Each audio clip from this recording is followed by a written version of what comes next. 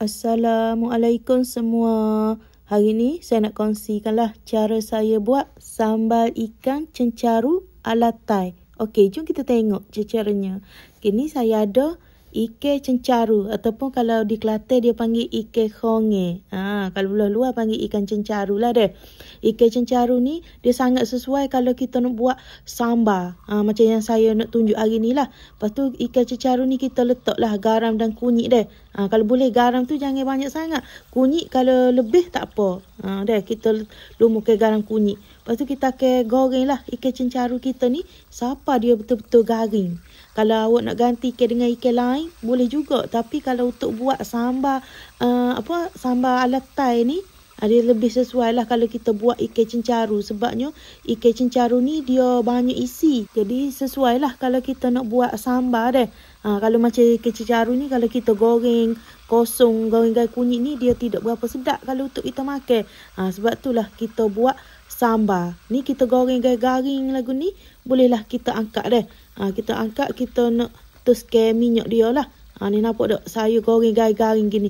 Setengah orang ada dia buai kulit ikan cencaru ni.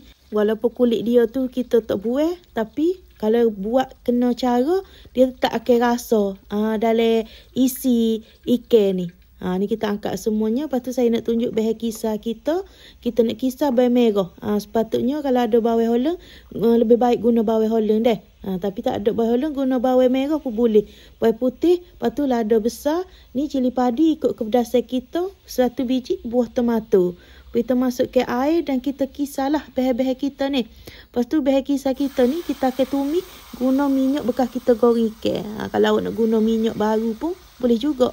Macam saya ni, saya guna minyak bekas yang kita goreng ikan tadi dah. Lepas tu kita tambah ke ni belacan. Kata antara rahsia dia lah. Rahsia kesedapan sambal ikan cencaru kita ni. Saya buat ni versi yang Thai dah. Kita buat versi Thai, kita tambah ke belacan. Biasa kalau tempat kita ni, kita buat sambal ikan ni, kita guna cili kering deh. Guna cili kering.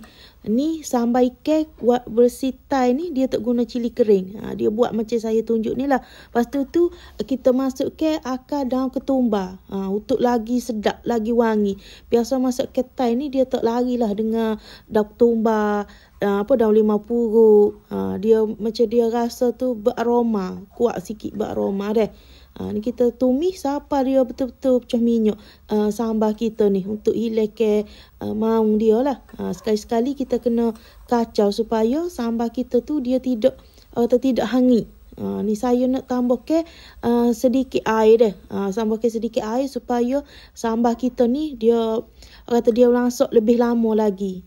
Supaya dia masuk lama, dia tak bau pun maung bahan-bahan yang kita kisar tu. Memang kata bertambah sedap lah sambal kita. Ni kita letak garam. Garam secukupnya lah. Garam gula tu biar cukup deh dalam masakan kita. Lepas tu kita tambah ke sedikit sahaja cuka untuk balancekan rasa, untuk menyedapkan lagi rasa.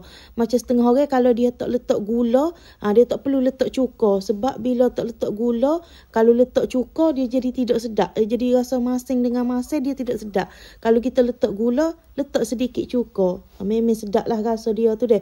Ni saya tambah ke kicap sotong. Sebabnya dalam sambal saya ni dia tidak rasa masing. Jadi saya nak masing, saya tambah ke sedikit kicap sotong lagi lah. Untuk rasa masing deh. Lepas tu kicap sotong ni dia boleh menyedapkan lagi masakan kita deh. Lepas tu ni kita masuk ke ikan cencaru yang dah kita goreng garing tadi.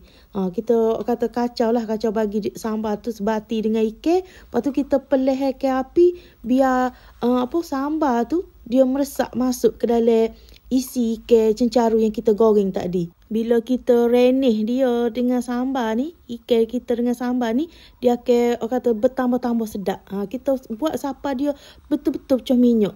Dan kuah dia tu akan jadi sedikit kering lah. Kalau macam awak nak buat berkuah tu, awak tambah je air sikit lagi deh biar dia ada kuah. Tapi kalau macam kita buat sambal ni, dia sedap kalau kita buat dia jenis kering-kering sikit. Macam saya tunjuk ni, memang sedap kalau kita makan pun dia.